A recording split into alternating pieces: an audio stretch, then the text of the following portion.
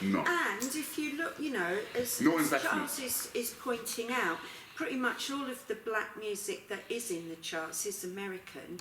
If you start looking at African bands, I can't think of any African band that's had a hit in this country. America's completely different. If you look at Arabic music, you know, we're very, very, yeah, it's you know, I'm not knocking it. It's great that there's so many great black musicians, but again, it comes from a very narrow scene.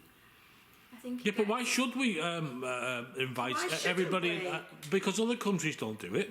You don't get other countries inviting white people to sing "Knees Up, Mother Brown." You know, they keep their own music to themselves. I mean, take the immigration process. You don't see Saudi Arabia taking one person in. You know, it's all Britain and all the rest of it. You know, this is. It's always the UK that has to bend over backwards. Bolton's argument is other countries don't bend over. We've taken our quota of refugees. Wigan haven't taken any. When Wigan have taken their quota, then we'll look at taking some. Well, I've been to Calais, and there was a 8-year-old little girl in the camp in Calais whose grandmother lived in this country, and they would not let they left that child living in a field with no family in Calais rather than let her come to England and be looked after by her grandparents. And yet they're saying that the French police are handing over boats. I don't care how many Wigan have taken.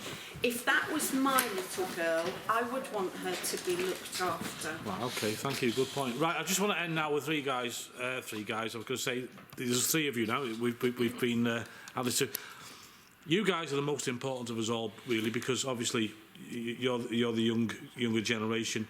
So we've talked about a lot of stuff that's been alien to you in a way, old history stuff, which is like boring now, isn't it, from an old guy like me? So what are the good things? Give me the scene in college now, guys. What's happening? You don't get spat on every time you go to class now, do you? But there is, like you said last time, there is the, can I touch your hair because it's like wiry and all that, yeah? I think microaggressions and all this. Yeah. Is it like I've seen on the TV and watching YouTube? Is everybody so scared of talking about stuff? Is there microaggression now and all that? I don't think so. Tell me about it. Yeah, tell me about that. I've been in the lunchroom and it's almost been. It's been like they've not seen me, seen that I'm there, even though they're completely aware that I'm there. Yeah. And they'll have conversations like discussing openly racist topics, like things such as blackface. Yeah. And I've had to jump in and actually explain to them why they can't do that as a Halloween costume. And I ended up in about a 20-minute debate that I had to jump out and just storm out of afterwards. Because right, well that one really gets me. That started in America where people were wearing indigenous people's costumes or Mexican, and they went nuts, and I'm thinking, why? What's the harm there? You can dress up as a Welshman with leeks around and daffodils around your neck. I don't care. Why should you care about that? The difficult part about it is when people dress, or they like blackface, or like I said, they dress as Red Indians, then that's not an accurate representation of what they're... It's not supposed to be. When the blackface or the minstrel show, for example, what was wrong with that? I used to love that. It's an exaggerated version. It's with the big red lips and the really dark skin. Yeah. That depiction of black people is a negative one. Well, that never made me racist. It's the minstrel show, which is the example I'll use, is a show to entertain its white audience at the expense of black people. They're not laughing because it's great comedy. They're laughing because it's slapstick. He's got big red lips and he's dancing. But every joke in the UK was about an Irishman at one point. But we love the Irish. But now, in the world we live in, that's not acceptable in the same way because we've. And that's what the problem is. It's getting too edgy, man. People should, Well, I just think now we're in a world where it's okay. People should toughen up a bit. Feelings don't count. Logic counts, doesn't it? Well, if logic counts, then really it doesn't make sense to laugh at something that is inaccurate. That's just but if you said, "Come on, George, you're an old man from Wales, you're a sheep thinger, aren't you?" and all that, I'd be like, "Go away," and all that. It wouldn't stop any love from me to you, or vice versa. I think context is important. But if I should imagine, if I was in a campus in America, I'd say, I'm hurt about this sheep comment. What's going on? And now it's blown into something stupid that it's stopping communication, low friendliness, and all the rest of it. Do you think, what I'm trying to say is, do you think all this can get too much and get in the way of just getting on with things? I think my dad worked on the building sites, and there was one black guy that worked on the building site at the time, and that he was called Black Fred. That was what they all called him. And my dad used to say, well, you know, we make jokes about Black Fred, but he just laughs with us, you know, he's all right about it. But this poor bloke, what choice did he have? You know, he either kind of joined in with them laughing at him, Which I bet he did. which of course he did, because he had no choice. Yeah, because there was a Scouser with him, there was a Scot with him. No, It doesn't work like that. There was It doesn't an work like Irish that. with it, you know. It doesn't work like that. Like I tried to explain to you before, George, right, is when you're black and you're in the minority, right, it's a fear thing, right? Because it's like the jungle. We're in the jungle, but we're not the lion. We are the hunted. We are the hunted, yeah? So if I'm here, right, and there's 10 people in this room and I'm the only black guy, and they go, yeah, and then there's the black guy, and I go, hey, what's going on? And they go, well, what's your problem? It's a fear thing. Yeah. I'm in the room with 10 lions, and I'm the antelope. I keep my mouth shut, or I laugh when everybody else laughs, and I just want to get out of the room in one piece, because that's how it was. And that's a horrible thing about it. It's a fear. Okay, but come on, guys. Excuse me a minute. But come on, guys. Look, we've got two gorgeous, two lovely-looking girls here and a great-looking guy. You don't. Adding on to that bit, yeah. Okay, go on. Fair enough. Carry on. What Charlie said then, you could have said the exact same thing, and the perception of, if it was a group of 10 white people in the room, for example, you would have made a very good point, whereas Charlie would have had a chip on his shoulder. And that's the different perceptions of just an immediate, just a comment, very, very valid point, very good point, but depending on who's delivering it and who's receiving it, is like I say, if you would have said it in a group of predominantly white, in a group of white people and in a quite a big audience, it'd have been, oh, very good point. But then as soon as somebody who's actually received it and been on the receiving end and who's suffered it, it's, oh, you've just got a chip on your shoulder. Right. And I think that's the biggest point in the sense that... Can I just... It doesn't happen anymore now that I'm a bit older, but when I was younger, when I was driving around in my car, if I was on my own or with my white friends, I would not get stopped by the police, maybe once or twice if my light was out or something. When I'm driving around with my black friends in the car, on a regular basis we would get stopped.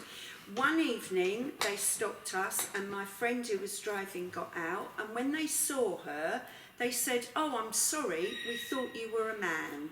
You can go on your way. Okay. So they purely and simply stopped us because they thought there was a young black man driving the car. Right. And once I was camping in the New Forest and I had a problem with my car, and a friend of mine in London drove all the way down to the New Forest to pick me and my son up and bring us back to London, which was wonderful of him.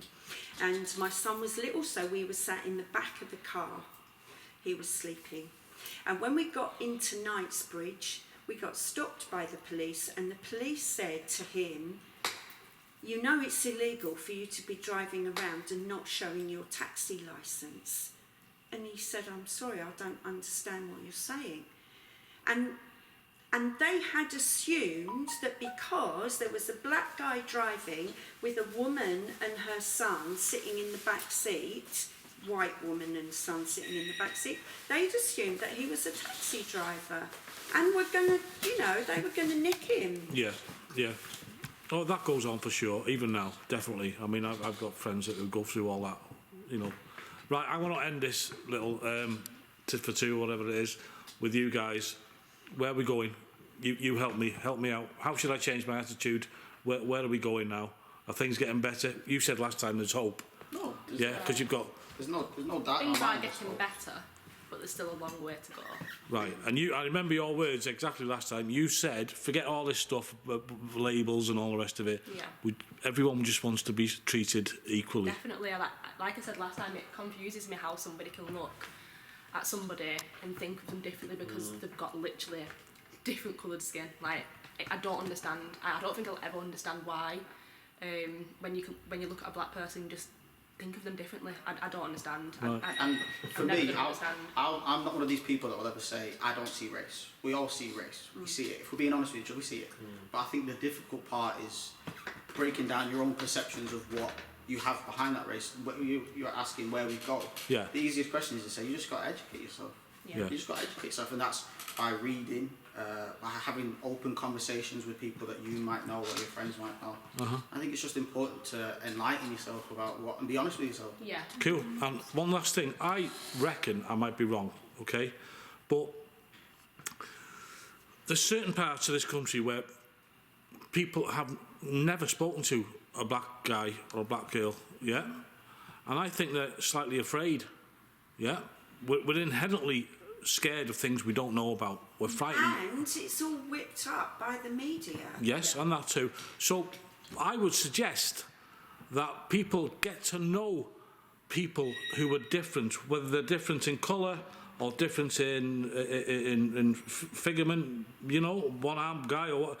Like I said to you last time, I was the guy in the wheelchair, someone said to him, oh my God, what do you want me to call you, autistic? He said, no, my name's Fred. Yeah. You know what I mean? So I think people need to, knowledge is always a good thing. Learn I think about that's the big people. thing that's been branded tonight is education. Education, there's not awareness, one child in this world that was born with get involved. If you've got a black neighbour, a white neighbour, yellow neighbour, bloody talk to them. And integrate. That's the thing that's holding people back because they're sticking to I don't think it's a black person's problem because I've got plenty of white friends and I'm happy to mix with whoever, but I know that some people would see me and be like, right, no, not going near her, don't want to know. Get out your corner, get out your room, mingle with people. You'll never get anywhere stuck in a room. You'll never learn anything unless you take that step forward and get to know people. I'm definitely intrigued as well because I've been in like really rural areas where I probably am the only person of colour that they've ever seen, and everybody kind of stirs and looks and yeah, I'm just like a spectacle, but yeah, kids especially. Like, who's that? Why are they brown? But don't be afraid if your kid asks you that. Don't Is that what kids say? Yeah. Go away. Yeah, definitely. And if you're a white parent, don't be afraid of answering your kid honestly and encouraging them to speak to the person. I love that. Right. I love that. Yeah, definitely. Can I just say one thing? Well, I just want to end it now with you, Charlie, because it's getting late now and dark. So if you, you know, I'd like to thank everybody for coming. I want to say one thing, and it's the God's honest truth. When I got into youth work and working with young people, the beauty of it for me is that a young person will see you, and there's no politics, there's no, oh, I shouldn't say this, I shouldn't say that. They just say whatever they think. And it's true, it's unconditional, it's pure, it's not full of hate or whatever. And then you'll answer them in a manner, and you'll know, if you've worked with primary school children, there's a beauty of it. And that's, and you touched upon it before, for me, and I started this conversation by saying it, and I'll end it by saying it, it's about education. And the younger they are, the better it is. And you touched on, you said something and it sort of got lost in it.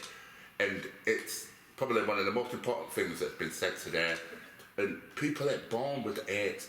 They're not born with it. Most people, it comes from the families or the environment. Yeah, in the environment. They're not born with it. So it's a case of, please, let's get it into schools. Let's teach, if you're going to educate somebody, educate them with everything.